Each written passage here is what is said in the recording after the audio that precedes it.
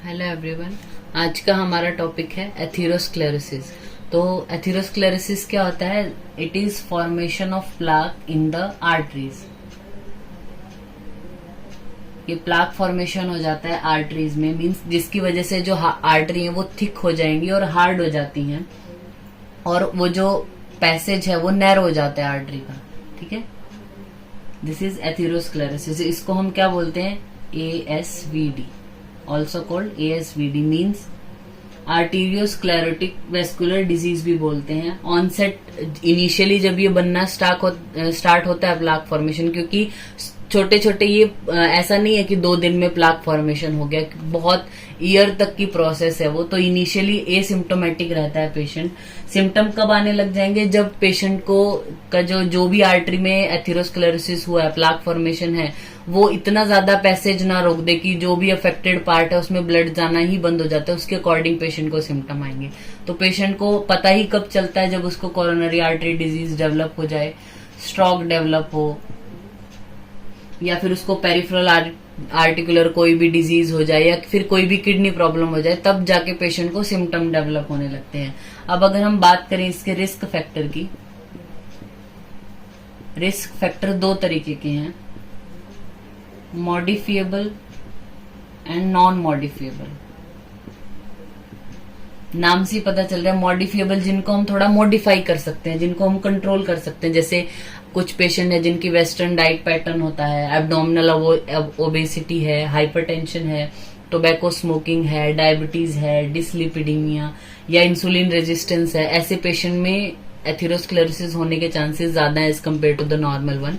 फिर आता है हमारा नॉन मॉडिफाइबल, जिनमें हम कुछ नहीं कर सकते। जैसे जिसमें फैमिली हिस्ट्री है अगर डिसलिपिडीमिया की, तो उसमें चांसेस ज्यादा रहते हैं। जेनेटिक एबनॉर्मेलिटी हो या फिर एडवांस्ड एज में जो है वो एथेरोस्क्लेरोसिस के चांसेस ज्यादा बढ़ जाते हैं। तो ये नॉन मॉडिफाइबल फैक्टर हैं। इसके अलावा और कौन कौन से रिस्क फैक्टर हैं? जिनमें स्लीप डिप्रिवेशन हो, कोई एक टाइम पे सोना नहीं है, जिसको कभी दिन में सो गए कभी रात को सो गए, ऐसा स्लीप डिप्रिवेशन हो, सेडेंटरी लाइफस्टाइल हो, अल्कोहल जो लेते हैं, या फिर हाइपोथायराइडिज्म के पेशेंट हैं, उनको भी एथेरोस्क्लेरोसिस होने के चांसेस ज्यादा रहते हैं। Then we come to the sign and symptom. Sign and symptom, जो भी आर्टरी इन्वॉल्व होती है एथेरोस्क्लेरोसिस में, उसके अकॉर्डिंग सिम्टम आएंगे। तो हम 1-2 को डिस्कस कर लेते हैं। जैसे है कोरोनरी आर्टरी। अगर कोरोनरी आर्टरी में एथेरोस्क्लेरोसिस हो तो कार्डियक रिलेटेड प्रॉब्लम आएंगे पेशेंट को, जैसे एंजाइटी होना, वॉमिटिंग होना, एंजाइना, कफिंग हो सकता है, फेंटिंग भी हो सकती है। Then we come to carotid artery. Carotid artery में अगर एथेरोस्क्लेरोसिस हुआ तो क्या? पेशेंट को वीकनेस होना, डिस्निया होना, हेडेक होना, पैरालिसिस हो सकता है, फेशियल जो है वो नमनेस हो सकता है। फिर आता है हमारा peripheral vascular disease. Peripheral vascular disease मतलब इरेक्टाइल डिसफंक्शनिंग होना। कहाँ की आर्टरी इन्वॉल्व है उसके अकॉर्डिंग बता रहे हैं। हेयर लॉस होना, वीकनिंग होना उस एरिया की। देन आता है किडनी। किडनी में हो तो पेशेंट को बीपी बढ़ जाएगा। ठीक है, लोअर लिम्ब में स्वेलिंग देखने को मिल सकती है। तो ये साइन एंड सिम्टम है जो इन्वॉल्व है आर्टरी, उसके according. Then we come to the complications.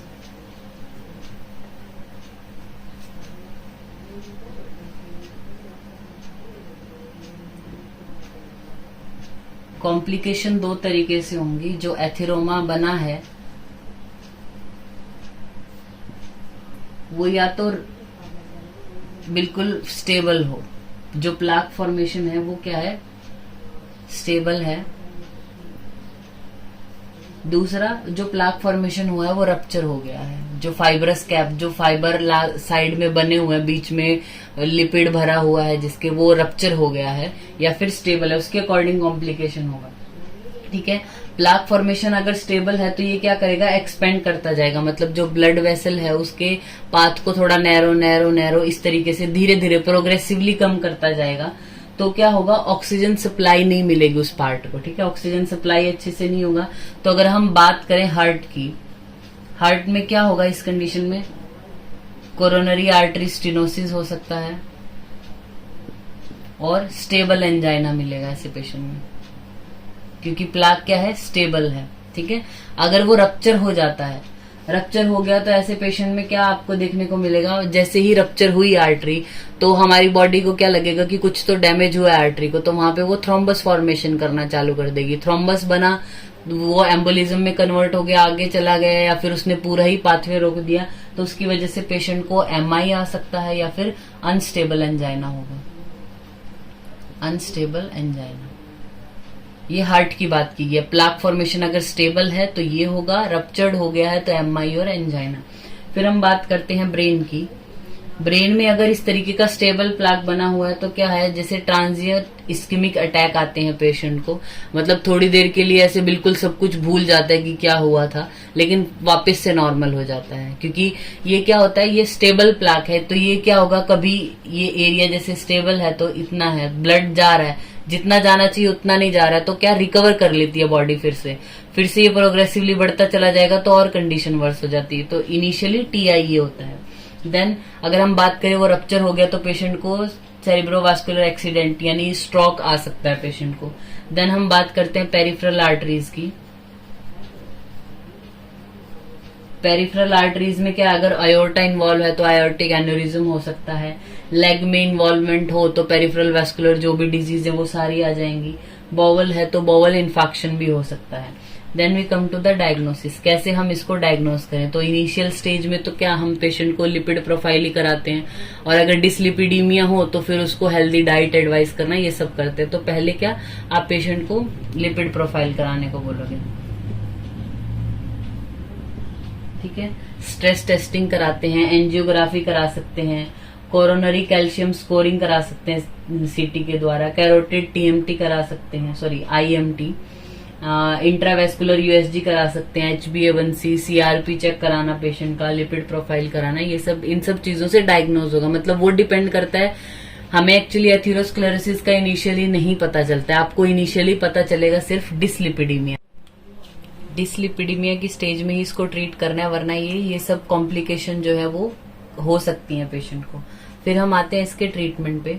Treatment में क्या है, सबसे पहले प्रिवेंट करना है। जैसा हमने बात की कि डिसलिपिडीमिया वाली स्टेज में आप पता कर सकते हो, तो पेशेंट को क्या करना है, उसी के अकॉर्डिंग ट्रीट करना है। जो भी रिस्क फैक्टर है, जैसे डाइट समझानी है पेशेंट को, स्मोकिंग को सीज करने के लिए बोलना है, अल्कोहल को, एक्सरसाइज करने को बोलना है पेशेंट को। देन स्टैटिन्स यूज कर सकते हैं। जो भी रिस्क फैक्टर है, जैसे हाइपरटेंशन है, डायबिटीज है, स्मोकिंग, उनको रोकना है वहीं पे। तो हाइपरटेंसिव जो भी मेडिकेशन है, एंटी हाइपरटेंसिव, वो देनी है। डायबिटीज के लिए जो मेडिकेशन है वो देनी है, ताकि शुगर लेवल ज्यादा ना बढ़े, मतलब एंडोथीलियम में उसको डैमेज हो ही ना। देन आता है सर्जरी, तो परक्यूटेनियस कोरोनरी इंटरवेंशन कर सकते हैं, कैरोटिड एंडोट्रैकेटमी कर सकते हैं। वो उसके अकॉर्डिंग है कि जो इन्वॉल्वमेंट है, पेशेंट जिस कंडीशन में आपके पास आया उसके अकॉर्डिंग हमें सर्जरी उसको एडवाइस करनी है। तो ये हमारा टॉपिक हो गया एथेरोस्क्लेरोसिस। Thank you.